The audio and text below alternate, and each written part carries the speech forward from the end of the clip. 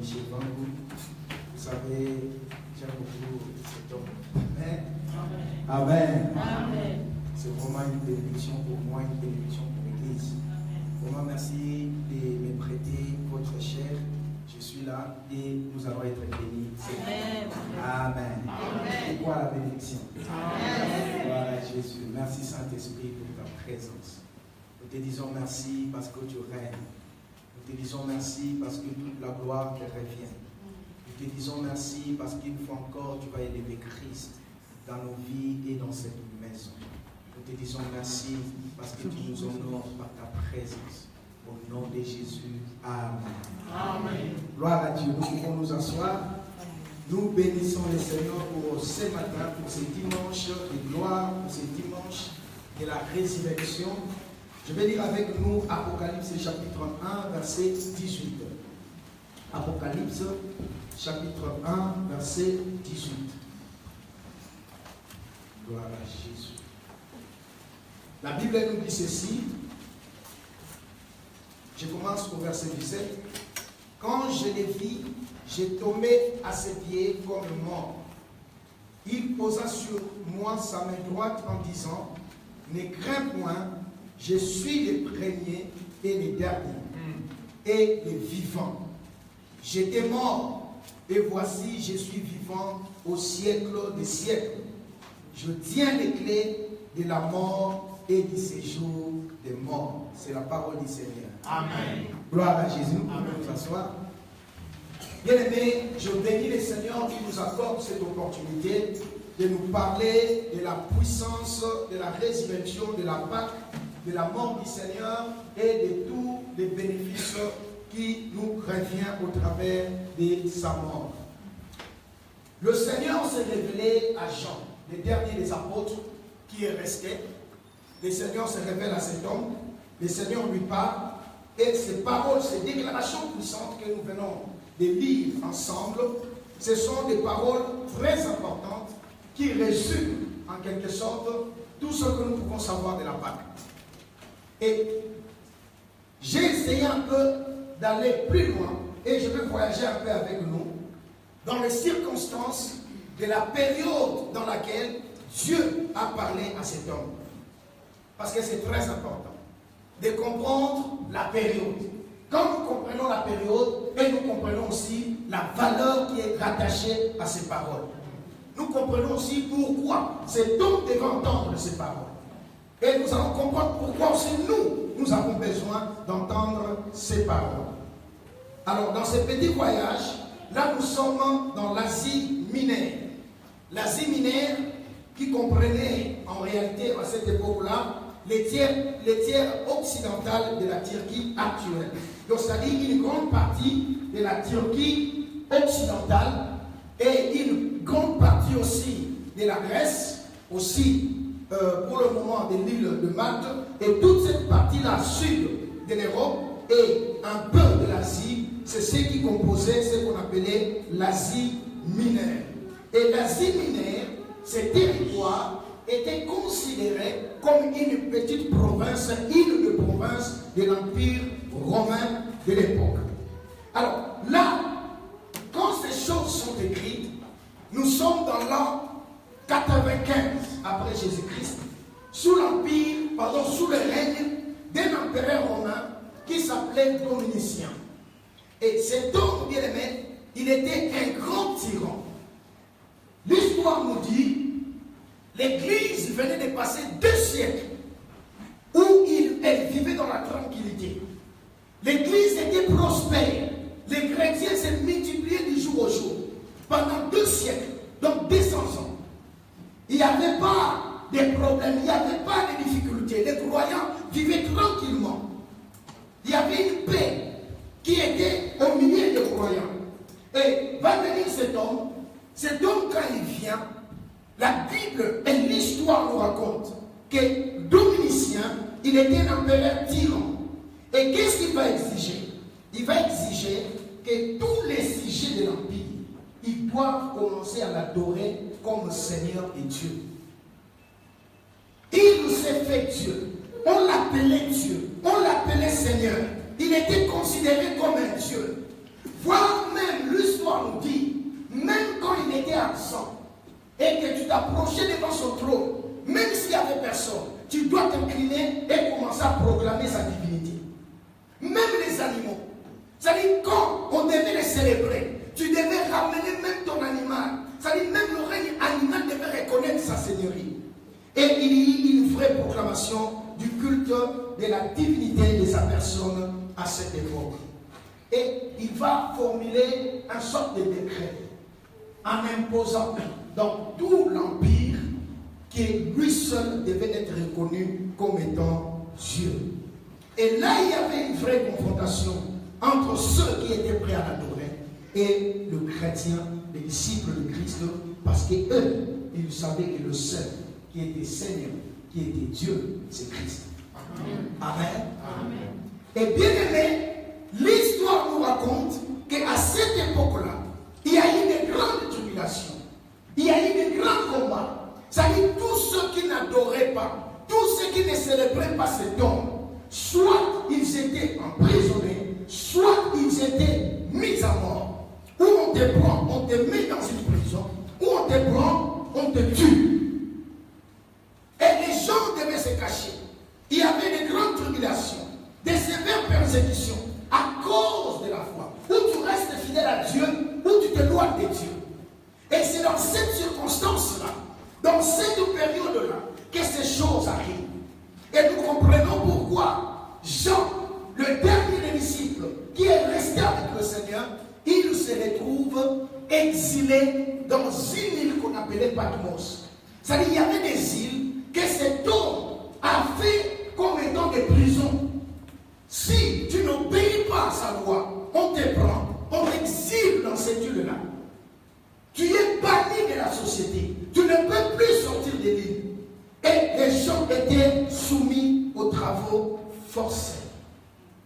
Et c'est ce qui s'est fait que dans toute cette souffrance, dans toute cette tribulation, bien aimé, beaucoup de gens ont abandonné la foi. Plusieurs ne sont plus restés chrétiens. Plusieurs, ils étaient découragés. Il y avait l'abandon de la foi. Il y avait tant d'incertitudes. Il y avait tant d'insécurité. Les gens voulaient sauver leur vie. Il y avait des peurs, il y avait l'angoisse.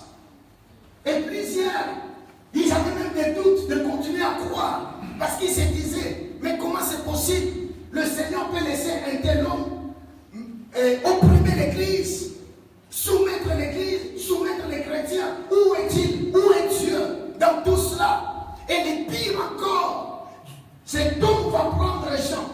Jean qui était comme une icône.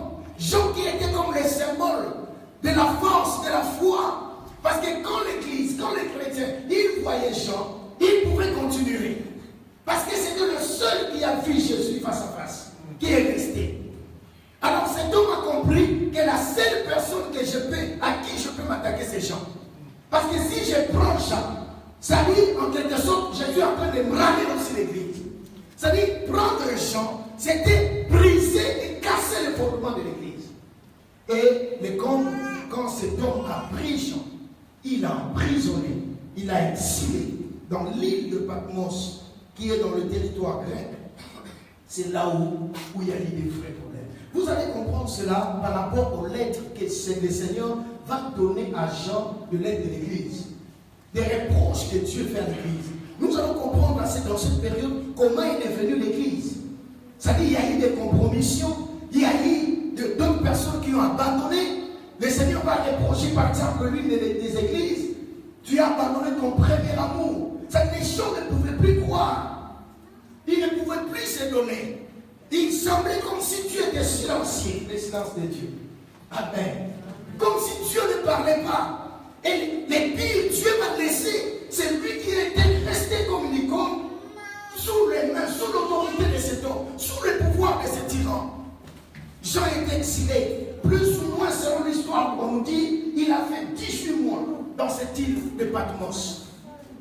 18 mois, soumis aux travaux forcés, sous le pouvoir de cet homme, et banni de la société.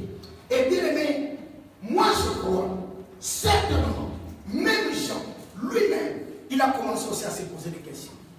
Amen. Parce que c'est un être humain. Il s'est posé aussi des questions. Mais Seigneur, comment tu peux me laisser dans des choses peuvent se passer de cette façon. Jean s'est retrouvé dans une situation de difficulté, de peine, de souffrance. Il s'est retrouvé exilé, condamné là-bas, bien aimé, pendant 18 mois. L'histoire nous dit qu'il a été libéré après 18 mois quand cet homme va mourir et qu'il y a eu un autre empereur qui s'appelait Nerva, qui a pris le pouvoir, qui était un peu clément et qui va libérer Jean. Et tout cela va affaiblir la foi des plaisirs. Tout cela va affaiblir l'Église de Dieu. Et c'est alors que dans ces interrogations, c'est alors que dans ces pourquoi, c'est alors dans toute cette souffrance que Jésus, le Seigneur, le Dieu de l'Église, il va apparaître à Jean. Amen. Amen. C'était dans ces circonstances-là. Alors nous comprenons pourquoi ces paroles sont très importantes pour nous. Parce que moi je crois que ce qu'a connu l'Église, ce qu'a connu Jean, d'une manière ou d'une autre, on s'y retrouve, bien aimé. Dans ces temps difficiles, dans ces moments de peine, dans ces moments d'incertitude, dans ces moments de temps des interrogations dans nos cœurs, on se retrouve. Et Dieu va se lever. Le Seigneur va se lever. Et la Bible me dit, c'était un dimanche, comme ce dimanche. Alléluia. C'était le jour du Seigneur que Jean va avoir une révélation. Le Seigneur lui apparaît dans une vision glorieuse de sa personne. J'aime beaucoup ce chapitre d'Apocalypse 1. La Bible dit ceci. Jean dira, je fus ravi en esprit. C'est-à-dire, Dieu va prendre son esprit. Il était dans l'île de Patmos, soumis aux travaux forcés, banni de la société, dans la douleur, dans la souffrance. Mais Dieu voulait lui faire comprendre que moi je suis là. Amen. Même si tu ne vois rien, même si les choses semblent comme si c'est durant la domination sur vous, il est en train de vous oppresser. Mais ne pensez pas que je ne le vois pas. J'ai tout sous contrôle. Mais pour que Dieu se manifeste, pour que Dieu puisse assurer Jean de ces choses, il devait prendre son esprit et l'amener en dehors de Patmos. C'est ce que Jean est en train de dire. Il dit, je suis ravi en esprit. C'est-à-dire son esprit va sortir de Patmos. Dieu ne voulait pas. Ça veut dire, tant de fois nous souffrons dans la vie. Pourquoi? Parce que non seulement il y a des réalités, il y a des problèmes qui nous sont devant, mais parce que notre corps et notre esprit sont dans le problème. Toute ta personne est dans ces problèmes. Mais Dieu, vous savez, pour que Dieu intervienne dans ta vie, il doit d'abord faire sortir ton esprit. Ton esprit doit sortir de ce que tu connais, de ce que tu vis, de ce qui t'entoure. Tant que ton esprit ne sort pas, bien aimé, tu ne t'en sortiras pas de tes difficultés. Qu'est-ce que je veux dire? Mon corps peut être malade, mais mon esprit est en train de vivre dans la bénédiction de la guérison. Pourquoi? Parce que je crois dans ce que tu as dit par rapport à ma santé divine. Je peux encore être dans des difficultés, mais mon esprit est en train de voyager dans les promesses de la délivrance. Alléluia. Bien aimé, c'est que ton esprit voit, c'est que ton esprit croit, c'est ce que ton cœur, ton corps plutôt finira par accepter. Alléluia. C'est très important de comprendre ces choses. Voilà pourquoi Dieu, il va prendre l'esprit des gens et les faire sortir de Patmos. C'est-à-dire les choses que Jean voyait, son corps était à Patmos, mais son esprit était ailleurs, dans la présence de Dieu. Il dit, je suis ravi en esprit. Il va quitter l'île spirituellement. Il va sortir de cet endroit rude qui lui donnait l'impression que tout était fini. Des fois, les circonstances de la vie nous donnent l'impression que tout est fini. Les problèmes qui nous arrivent nous donnent l'impression que tout est fini. Amen. Alléluia. Amen. Vous savez, dernièrement, j'ai eu un témoignage. Il y a eu un enfant de l'église à qui on avait donné les rejets. On lui a dit, tu dois quitter ce territoire. Donc il n'avait plus de recours, il n'avait plus rien. On prêchait ces choses. Des fois, on aime bien prêcher des choses qui dépassent la compréhension des hommes. Mais vous savez, ça m'a donné beaucoup à réfléchir que tant qu'homme de Dieu, nous ne devons pas prêcher n'importe quoi. nous devons prêcher des choses auxquelles on croit. Amen. Parce que très souvent les gens disent des choses, on les dit parce qu'on est habitué de les entendre, on est habitué de les dire. Mais c'est là où j'ai compris que nous devons apporter des choses qu'on croit. Parce que ces frères, quelques jours après avoir entendu les choses sur la puissance de Dieu, sur la capacité de Dieu de changer les lois en notre faveur, un dimanche il est venu avec ses anciens dossiers qui n'ont plus de valeur, qui ne sont plus considérés. Il me les amène après les cultes. Il m'a dit, papa, toi tu as dit que Dieu, il peut prendre même des choses qui sont finies, les remettre encore sur la table. Alors je veux que tu pries pour mes documents. Cette semaine, moi je vais aller à la préfecture. Ça faisait 6 mois depuis qu'il a eu les péchés. Je vais aller à la préfecture, je ne sais comment, mais toi tu l'as dit. Tu as prêché. Moi je veux que mon dossier soit renouvelé. Amen. Amen. Vous savez, il m'a pris dans mes paroles. Et je ne pouvais que prier. Parce que logiquement, c'est impossible. C'est impossible. Si l'État français a dit que c'est fini, c'est fini. Il t'a donné la deuxième chance. Il a dit c'est fini, c'est fini. Mais ce sont des choses que nous prêchons. Vous savez, je n'ai pas eu le choix. J'ai pris ces documents. J'ai prié. Mais dans mon cœur, je me disais, mon Dieu, qu'est-ce qu'il m'a pris? Amen. Mais lui, il croyait. Je vis dans son visage la foi. Il a dit, papa, moi je crois que les choses peuvent changer pour moi. J'ai prié. J'ai dit, écoute, prier parce que je ne pouvais même pas prier non plus. Et quand j'ai fini, le lundi, il n'est pas allé. Le mardi, il va partir. Et il va m'appeler de la préfecture de Lyon pour me dire, papa, Dieu est vivant. C'est que tu nous prêches la vérité. Alléluia. Je dis, mais qu'est-ce qui s'est passé? Moi-même, je ne croyais pas. Je dis, qu'est-ce qui s'est passé? Il m'a dit, je me suis présenté au guichet avec mes anciens dossiers là. Et la chose étrange, la personne qui l'a pris, il a commencé à lire. Là, j'ai tremblé au-dedans de moi. Mais je disais, c'est que papa nous prêche, c'est la vérité. Alors j'étais là. J'étais là, il regardait, il contrôlait, il est allé dans un bureau, il est revenu, il m'a dit, va, entre. Je suis dit, ah, aujourd'hui on me prend. On va me réfléchir. Et après quelques secondes, il y a un monsieur qui sort qui lui donne un lycée ici.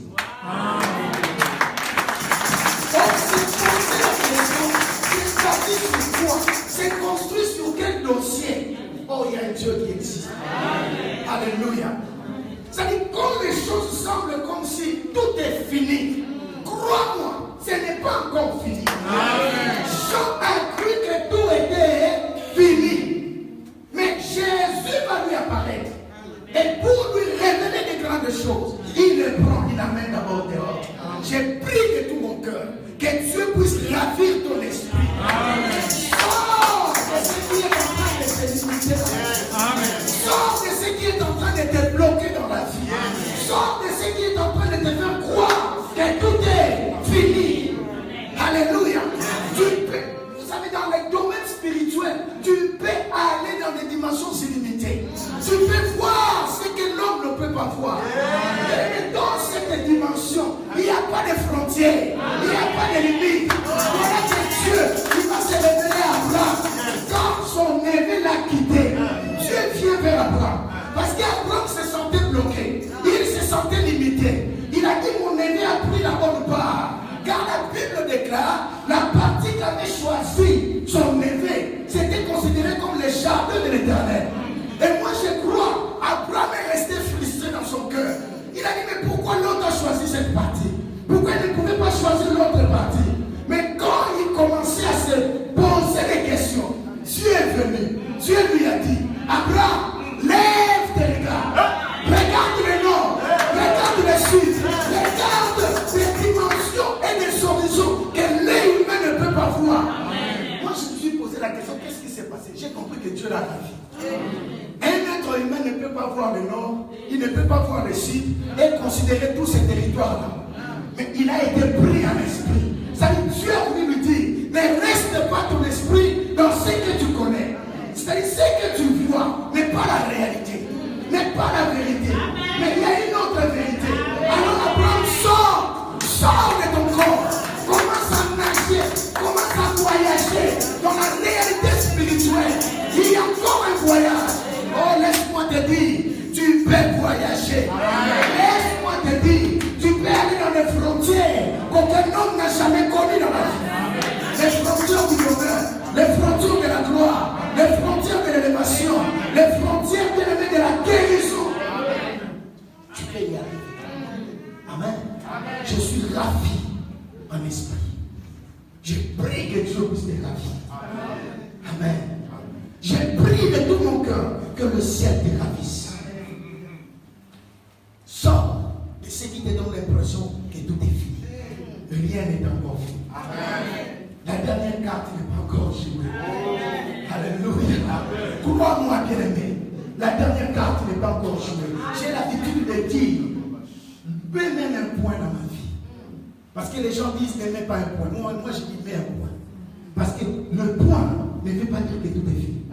Parce que quand tu mets un point, tu permets à Dieu de commencer une autre paragraphe. Amen. Oui, même un point. Parce que quand on met un point, cela veut dire qu'il y a une autre paragraphe qui va commencer.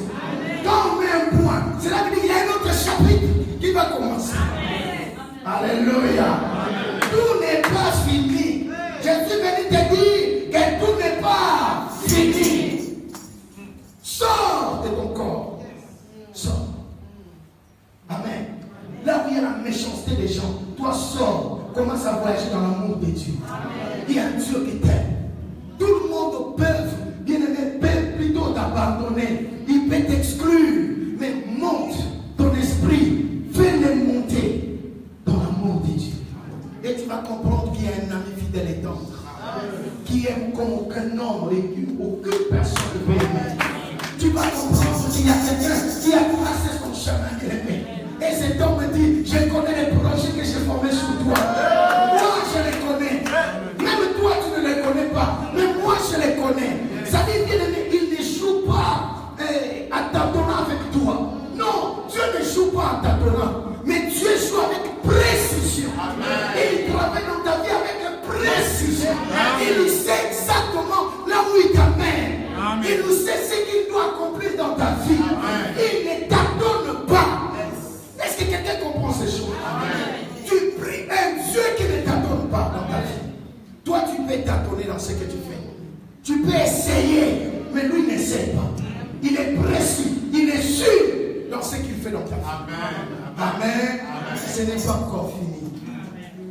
Entre dans la dimension de la gloire de sa personne. C'est là où Dieu va ramener Jean. Et quand Jean est entré dans cette dimension, la Bible dit, il ne pouvait pas supporter cette révélation. Il est tombé comme mort à la présence du majesté. Et la Bible me dira, le Seigneur va poser la main droite sur son épaule. Amen.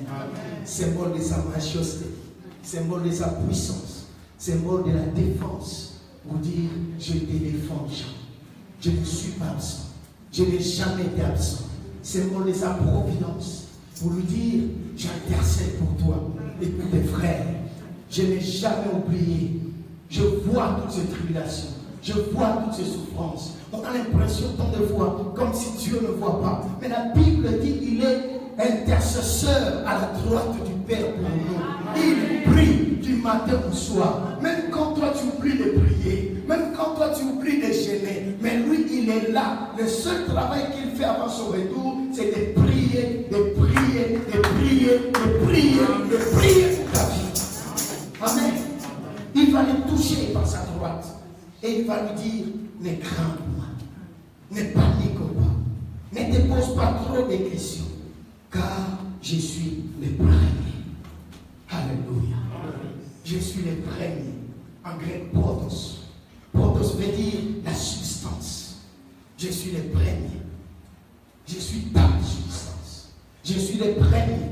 Protos veut dire le fondement. Je suis ton fondement. Alléluia. Je suis le premier. Protos veut dire l'essence. L'essence de l'existence. C'est-à-dire, je suis ton essence. Protos veut dire l'essentiel. Je suis ton essentiel. Protos veut dire principal. Je suis ton principal. Protos veut dire c'est lui ou c'est à qui, pardon, c'est lui ou c'est dans qui tout est constitué. C'est-à-dire ton prototype, C'est-à-dire, tu es fait de ma matière. Tu es fait comme moi. C'est-à-dire, s'ils n'ont pas pu m'embraler, ils ne pourront pas non plus t'embraler. S'ils ne m'ont pas vaincu, ils ne pourront pas non plus te vaincre. Jésus a dit, ceux qui me suivent, ils marcheront dans la lumière, mais jamais dans les ténèbres. Ils ne seront pas influencés, ni opprimés, ni oppressés par les ténèbres. C'est-à-dire, ce qu'ils n'ont pas pu faire à moi, ils ne le feront pas non plus à toi. Parce que tu es fait de ma matière. Tu es fait comme moi. Tu as ma nature. Tu es textuellement comme moi. Est-ce que je peux parler à une personne? Amen. Le Seigneur est en train de dire, tel que tu es là, tu es comme lui. Si tu as donné ta vie en lui, tu es comme lui. Tout en toi est constitué de sa matière. Tu es fait exactement comme lui. Et si le diable n'a pas pu le vaincre, il ne pourra pas non plus te vaincre. Alléluia. Amen. Le Seigneur nous dit, je suis protos. Je suis le premier. Rien n'existe en dehors de moi. J'ai tout sous contrôle. Parce que c'est moi la substance. Non seulement de ta vie, mais c'est moi le fondement de tout ce qui existe. Amen. Je suis le premier. Est-ce que quelqu'un peut comprendre ces choses? Amen. Je suis le premier. Et je suis le dernier. Ça dit c'est lui qui détient les choses. C'est lui qui les possède. Eschatos. Qui veut dire la conclusion, le terminus. C'est moi la conclusion. Tant que je n'ai pas encore dit un mot, les derniers mots, les choses ne sont pas encore finies. C'est ce que le Seigneur est en train de dire à Jean. Ne te décourage pas. Cet homme t'a emprisonné pendant 18 mois. Ce n'est pas un problème. Mais c'est moi qui ai les derniers mots. Je suis le premier et je suis le dernier. Je suis ton fondement. Je suis ton essence. Je suis ton essentiel. Je suis le sens même de ta vie. Mais je suis aussi celui qui détient les choses. Je les contrôle parce que je les détiens. Eschatos, ça veut dire c'est lui qui a le pouvoir des choses. Parce que c'est lui qui les retient. C'est lui qui en a. Le Dieu que tu pries, il détient ta vie. Il contrôle ce monde. La Bible dit, il a le monde entier entre ses mains. Rien ne ce qui t'arrive, bien-aimé, n'échappe à son contrôle. Il contrôle toutes choses. C'est difficile à comprendre cela. Comment Dieu peut contrôler mon père? Comment Dieu peut contrôler ses troubles? Comment Dieu peut contrôler ma douleur? Comment Dieu peut contrôler? Pourquoi il ne me guérit pas rapidement? Comment Dieu peut contrôler ce manque dans ma vie? Comment Dieu peut contrôler cette souffrance financière? Comment Dieu peut contrôler les choses, les problèmes de mon mariage? Mais il dit, j'ai tout sous contrôle. Amen. Amen. J'ai tout sous contrôle. Je suis le premier et je suis le dernier. Alléluia. Amen. Et il rajoute, je suis le vivant. Zao, qui veut dire actif. Crois-moi, je suis là. Bien que tu as l'impression de ne pas me voir, mais je suis en train de travailler. Amen. Pendant ces 18 mois de silence, moi je travaille. Tu ne vois rien, tu ne sens rien, mais je travaille. Quand il dit je suis le vivant, il veut dire je suis actif. Je suis là. Toi, tu ne peux pas sentir ce que je fais. Vous savez que on n'a pas toujours besoin de sentir Dieu. Mais on a besoin d'être rassuré qu'il est là. Amen. Alléluia. Il est là. Et quand il est là, même si je ne sens rien, même si je ne vois rien, mais je sais que je finirai par sentir, que je finirai par voir. Amen. Amen. Je suis le vivant. Ciao. Agir. Et dans son sens métaphorique, ce terme veut dire, c'est lui qui est plein de vigueur. Dieu est en train de lui dire, oh, crois-moi, Jean, je n'ai pas été absent. Je suis là. Et crois-moi, je suis plein de vigueur. J'ai ma force encore, my God. J'ai toute ma force. J'ai toute ma gloire. Je n'ai pas changé, même un seul instant. Peu importe les problèmes que tu as. Je suis celui qui est plein de vigueur. Cet terme veut dire, c'est lui qui est frais. Dieu est en train de dire à Jean, Jean n'aie pas peur. Je ne suis pas saturé non plus. Je ne suis pas devenu vieux, mais je suis encore frais. Bio. Dieu est en train de dire cela, Jean. Que le Dieu que tu pries, c'est un Dieu bio. Quand il vient dans ta vie, il ramène tout en bio.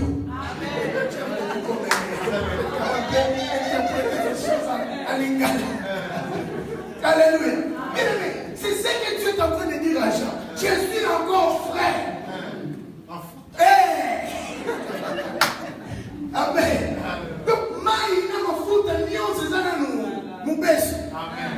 Alléluia. Il dit, je suis bio. Ça dit, quand il vient dans ta vie, il ramène tout en bio. Amen. Amen. Amen. Il change ta beauté en bio. Amen. Il n'y a pas de complications pour qu'on te voit. Même si tu le mets pas, même si tu le mets, c'est en bio. Alléluia. On apprécie en bio, on accepte en bio, tu parles en bio, tout en toi est en bio. Amen. Il dit, je suis fraîche. Alléluia. Oh, j'aimerais être à la place des gens. Un vieillard de 80 ans, il est là, fatigué. Il ne voulait que finir sa vie dans le repos, après avoir longtemps souffert pour l'évangile. Mais Dieu vient lui dire, je suis frais. Amen. Pour lui dire, relève-toi. Je suis frais. Le Dieu que tu pries est frais. Amen. Ça, le Dieu que tu pries, c'est un Dieu frais. Cela veut dire fort, efficace. Il lui dit, j'étais mort. Nécros, j'étais mort. Dans son sens métaphorique, nécros veut dire inactif dans la réalisation de ce qui est droit, inopérant. Dieu est en train de lui dire, dans la situation dans laquelle tu es, je n'ai pas agi, je n'ai pas intervenu, j'étais inopérant, inactif, mais présent. C'est ça l'essence de nécros. C'est-à-dire, quand Dieu dit, j'étais mort, il veut lui dire, je n'ai pas fait, mais j'avais mes raisons. Amen. Je n'ai pas fait, mais cela ne veut pas dire que j'étais absent. Je n'étais pas répondu, cela ne veut pas dire que je ne t'écoutais pas. J'étais là, mais je voulais un peu laisser passer les choses. Amen. Il a ses raisons à lui. Vous savez, Dieu ne nous donne pas toujours des raisons. Il ne nous explique pas tout. Il fait les choses, il le laisse faire. Des fois, il ne te dit rien. Mais crois-moi, bien-aimé, il a ta vie en main. Et il n'y a personne qui fait ton bonheur comme lui. Alléluia. Alléluia. Alléluia. Et il va finir en disant, et voici, je suis vivant. Je suis vivant au siècle de siècle. C'est-à-dire, si j'étais mort, mais maintenant, je veux que tu puisses savoir que je me suis levé. Parce que ça, je vous ai dit, c'est quoi? Vivant, cela veut dire actif. Donc, j'étais inopérant, j'avais mes raisons en étant présent, mais là, je me lève pour opérer. Et voici, je suis vivant. Je me lève pour prendre en main les choses. Je me lève pour changer la situation. Je tiens les clés de la mort et du séjour de mort. C'est-à-dire, j'ai le pouvoir d'ouvrir et de fermer. Et ce qui m'a beaucoup étonné dans ce verset, c'est quoi? C'est le terme mort qui est utilisé maintenant dans cette dernière phrase. Quand le Seigneur dit, je tiens les clés de la mort, ce n'est plus les mêmes mots nécros qu'il a utilisé quand il a dit, j'étais mort. Parce que nous avons dit nécros veut dire, dans son sens métaphorique, inactif dans la réalisation de ce qui est droit, inopérant, mais présent. Mais là, le Seigneur va utiliser un autre mot en grec. Quand il parle à Jean, il va utiliser un autre mot qui veut tout simplement dire, bien aimé, dans son sens toujours métaphorique, qui veut dire, dans son sens plutôt plus large, qui veut dire, quand il dit je tiens les clés de la mort, il veut dire je tiens les clés de toutes les misères qui sont venues avec le péché. C'est-à-dire, la mort qu'il est en train d'utiliser là, il parle de tous les malheurs, de tous les problèmes de la vie qui sont venus quand l'homme a péché. Il parle de ta douleur, il parle de ta maladie, il parle de tes échecs, il parle de la malédiction, il parle de tout ce qui peut se passer dans ta vie, des négatifs. Il dit, je tiens les clés. Ça dit, j'ai le pouvoir d'ouvrir et j'ai le pouvoir de fermer. Désormais, rien ne peut t'arriver tant que moi je le dis. Rien ne peut t'arriver tant que moi je ne le permets pas dans ta vie. Bien-aimé, crois-moi, tu n'es pas un fruit du hasard. Crois-moi, le ciel te connaît en propre. Et j'aime le verset où le Seigneur Jésus parle des oiseaux en disant, et aucun des oiseaux du ciel ne peut tomber à terre sans les terres. Et j'aime ce qui est dit en grec. En grec, on nous dit ceci, que le Seigneur était en train de dire qu'aucun oiseau ne tombe seul. Et quand il tombe avec Dieu. C'est ce que Christ est en train de dire. Pour nous faire comprendre quoi, bien aimé. Si Dieu s'intéresse plutôt aux oiseaux qui n'ont pas la même valeur que toi, que quand un oiseau tombe, il n'est pas seul à terre, mais Dieu est avec lui. À combien plus forte raison toi? Amen. À combien plus forte raison toi qui es créé à l'image et à la ressemblance de Dieu. Alléluia. En un mot, le Seigneur voulait dire à Jean que dans tout ce qui t'arrive, n'aie pas peur. Considère le monde et considère la résurrection, la Pâque. Amen. Je demande et je suis vivant. Si je n'ai pas fait hier, mais je suis là pour faire aujourd'hui. Je ne t'ai pas donné avant, mais je suis là pour te donner aujourd'hui. Il semblait comme si je ne t'écoutais pas avant, mais je suis là pour te répondre aujourd'hui. Amen. Et ça, c'est le message de la Pâque. Christ a pris ta place. Il est devenu toi pour que toi tu deviennes lui. Amen. Amen. Il est devenu toi pour que tu deviennes lui. Ça, c'est ce que nous sommes en réalité. Nous sommes des Christ. Nous sommes des chrétiens, des Christ. Non seulement en miniature, mais nous sommes des Christ. En chair et en os, vivant encore sur terre. Raison pour laquelle la Bible dit que Christ va se réjouir en voyant sa descendance, sa postérité, et il continuera ses jours. Comment est-ce que le Seigneur continue à vivre? Il continue à vivre au travers de toi et du monde. Le monde veut connaître un Dieu qui guérit, il le voit dans ta santé. Le monde veut connaître un Dieu qui bénit, il le voit dans ta vie. Le monde veut connaître un Dieu qui élève, il le voit en toi. Le problème est que tu sors, que ton esprit sort de ce que tu vis, sors de ce que tu vois, sors de ce que tu connais. Parce qu'il y a encore le meilleur ailleurs. Il y a encore le meilleur quelque part pour ta vie. Mais Dieu veut que tu sortes, tu commences à voyager avec lui. Avec Dieu, on doit voyager. Si tu ne voyages pas dans ton esprit, tu seras tout le temps fermé dans ton corps et tu ne vivras que le malheur et la misère. Bien-aimé, sors, que ton esprit monte. C'est alors que la gloire viendra. C'est alors que le bonheur viendra. C'est alors que la bénédiction viendra. Alléluia. Alléluia. Alléluia. Alléluia. Ne crains point, je suis le premier et le dernier et le vivant. J'étais mort et voici, je suis vivant au siècle de siècle. Je tiens les clés de la mort et du séjour des morts. Il a les clés. Amen. Il a les clés. Sortir, oui, mais comment sortir?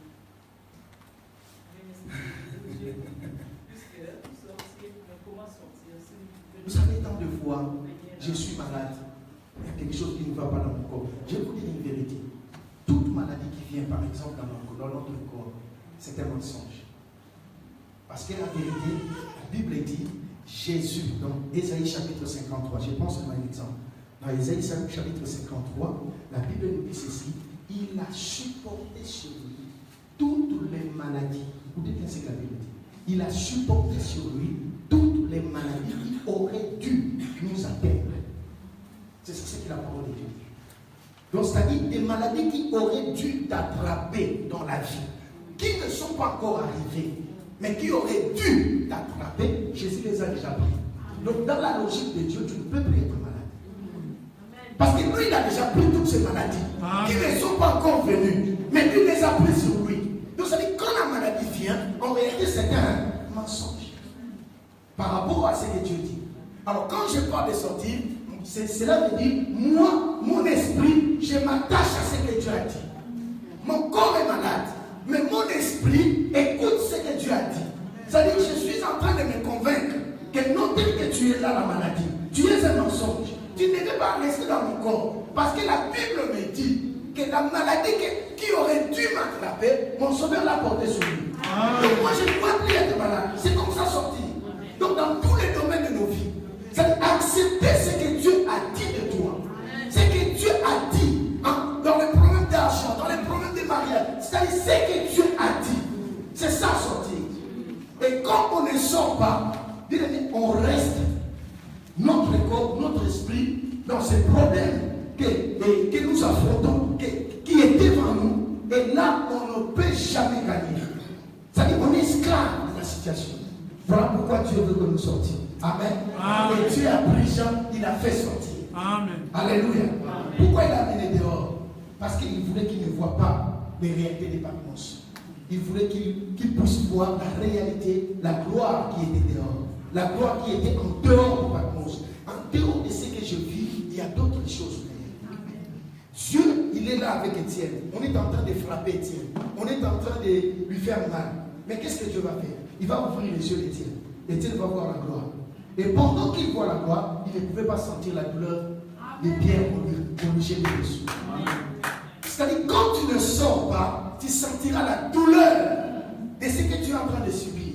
Quand tu ne sors pas, tu vivras les conséquences de ce qui est devant toi. Mais quand tu sors, c'est-à-dire, tu commences à voir ce que Dieu te montre, ce que Dieu a dit. C'est alors que le problème qui sont là devant, bien aimé, tu ne les sentiras pas et ton corps finira par accepter ce que ton esprit voit. Amen. Amen. Amen. On peut se lever et prier.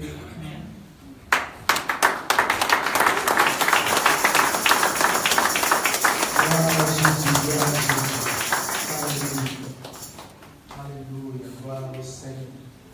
Oh, je prie de tout mon cœur que la grâce de Dieu vienne sur ta vie. Nous allons tous élever nos voix et bénir Dieu pour cette intervention. Je crois que Dieu t'a parlé, je crois que Dieu est là pour te faire du bien.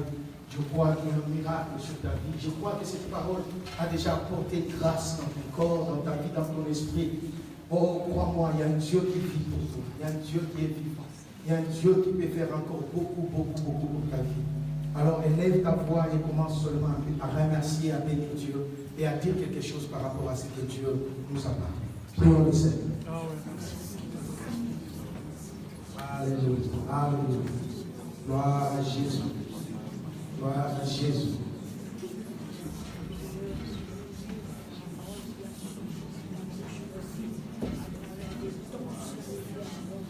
Parle à Dieu, parle à Dieu.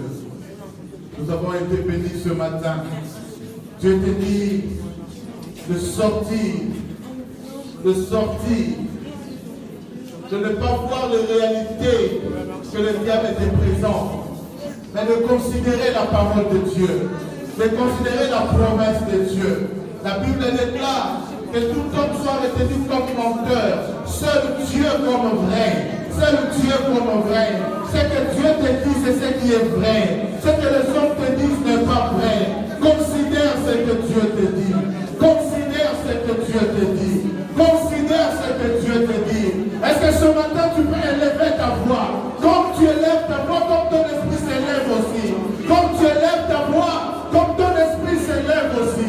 Tu t'élèves au-dessus des problèmes. Tu t'élèves au-dessus de la maladie. Tu t'élèves au-dessus de la pauvreté. Tu t'élèves au-dessus des rejets. Et tu considères la parole de Dieu. Tu considères la parole de Dieu. Oh, que le Seigneur t'élève ce matin.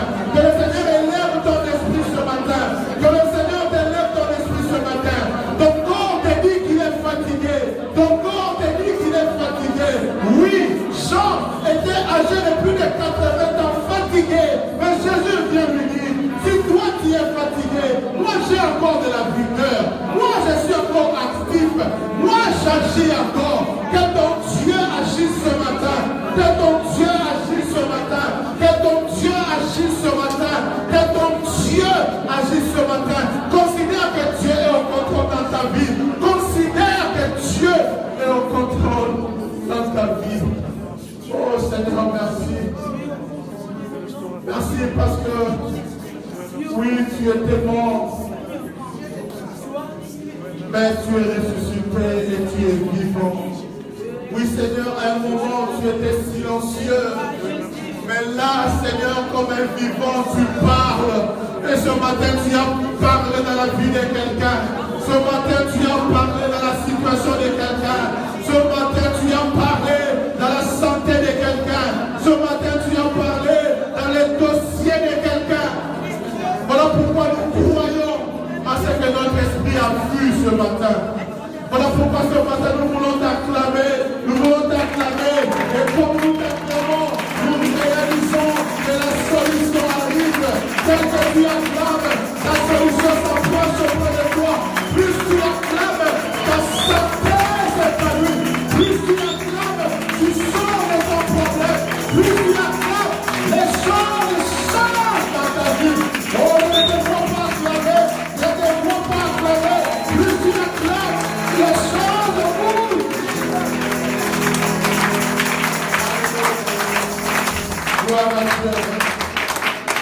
merci pour cette parole. Que la gloire et la louange te reviennent dans le nom de Jésus. Amen. Salue-moi ton frère, salue-moi ta soeur, dis-lui, tu as reçu du bio ce matin. Alléluia. Mariage bio, santé bio, document bio, séjour bio, voiture, tout en bio aujourd'hui. Alléluia. Que le Seigneur soit dans le prêtre. Lève-nous nos places. Est-ce que quelqu'un a été béni ce matin? Non, ton amen ne me convainc pas. Est-ce que quelqu'un a été béni ce matin? Est-ce que quelqu'un a été béni ce matin? Celui qui me donne le plus grand amen, que toute la bénédiction de ce matin soit pour lui. Gloire à Dieu. Le prophète a dit, même si on veut mettre un point dans ta vie, laisse-le. Parce qu'un nouveau paragraphe commence. Tu veux que je t'ajoute quelque chose? Généralement, avant un point, la lettre est en minuscule. Mais quand on commence un autre paragraphe, on commence toujours avec une lettre majuscule. Je suis en train de dire à quelqu'un, Dieu commence dans ta vie avec une lettre Dieu commence dans ta vie avec une lettre majuscule. Le problème, c'est en minuscule. Mais la solution qui arrive,